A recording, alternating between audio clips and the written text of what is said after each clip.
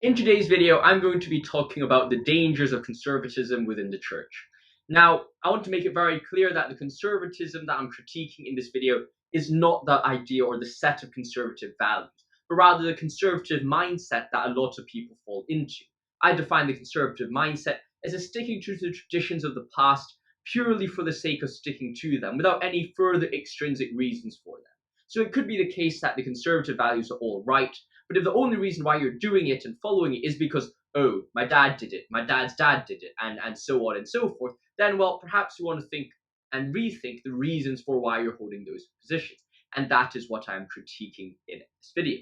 So the first reason why I'm critiquing this conservative mindset is due to the fact that it lacks a sense of progress and development over time, and in a sense makes the person, the conservative in this sense, too passive. It makes them unable to change to the social norms of the time. Now, this is not to say that everyone has to keep up with the norms and always act as if they're the most modern, trendy person, but to say that we must stick to the past purely because we stick to the past and not really think critically for ourselves why we're doing things, that's just going to prevent us from actually having a positive impact in the world.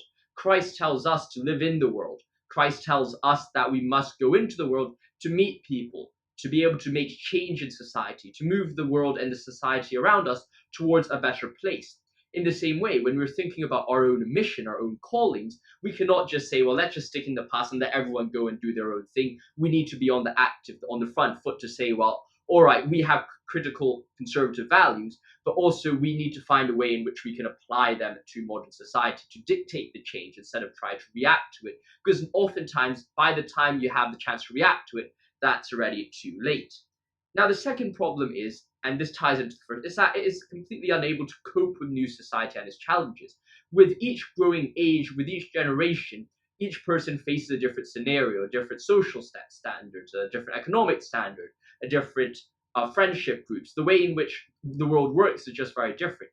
If we're going to just stick into our old mindset of our old values and not think critically about why those values are important, we just become people who lose our significance very quickly. We lose our importance, our applicability, the way in which we can help people very quickly. Because instead of saying, well, that's an interesting friend that I could talk and discuss ideas with, what happens is that you're just the person, like the grandfather down the street. And of course, people might love that grandfather down the street who just lives 200 centuries ago. And just when you ask him, why do you still, I don't know, why do you still use a Nokia and you don't get WhatsApp or anything like that? Or why do you still only read mails and you don't read your WhatsApp or even your emails, and you ask them, what's your email? You say, they'll be like, well, what's an email? And the only justification they have for it is, well, I don't like new technology. I like staying in the past. Well, it might be a form of endearment, but how are you going to be able to act in a positive light? How are you going to evangelize to the world with that mindset and with that framework in mind? That's a very difficult thing. Now, the third problem is that it really prevents critical thinking, and critical thinking is a very key part of this YouTube channel. I want to promote you to think critically about certain propositions in your life, to think critically about the things that you believe in. It doesn't really matter what you actually believe in at the end of the day. A lot of people can have loads of good arguments for different propositions, different ideas, and all come up with different conclusions. That's all right. But you want to actually have a good reason to actually believe in what you say you believe. Why do you believe that homosexuality is a sin? Why do you believe that abortion is wrong? Why do you believe that God exists? Why do you believe that a male is the head of the household? All these things, which some of them might be good, some of them might be bad, depending on what you think. But why do you actually believe them? If you're going to only say that because people in the past did that, you're not really going to be able to interact with people. You're not going to be able to defend your views. And that's ultimately what leads to a lot of people to view Christians as a group of just bigoted, inappropriate, just kind of traditional, antiquated people who you just cannot have a conversation with. We want to change that perception of Christianity to people who you can interact with, you can share messages with, to act out of love and kindness. That's what we want to move towards, not towards a form of a lack of critical thinking, a lack of a kind of sense of stubbornness where there is no progression of ideas. Now that we've talked a bit of the dangers and why I'm criticizing conservatism in the church, and I hope you kind of sympathize with that, let me know your thoughts in the comments below. But what are some solutions to this? Well, the first thing is, I think it's quite obvious, is think critically about why you believe in what you believe. Go through what you believe in.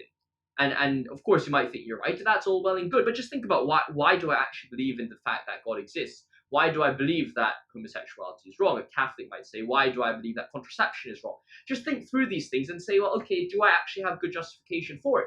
You might do have good justification for it, and all the better to that.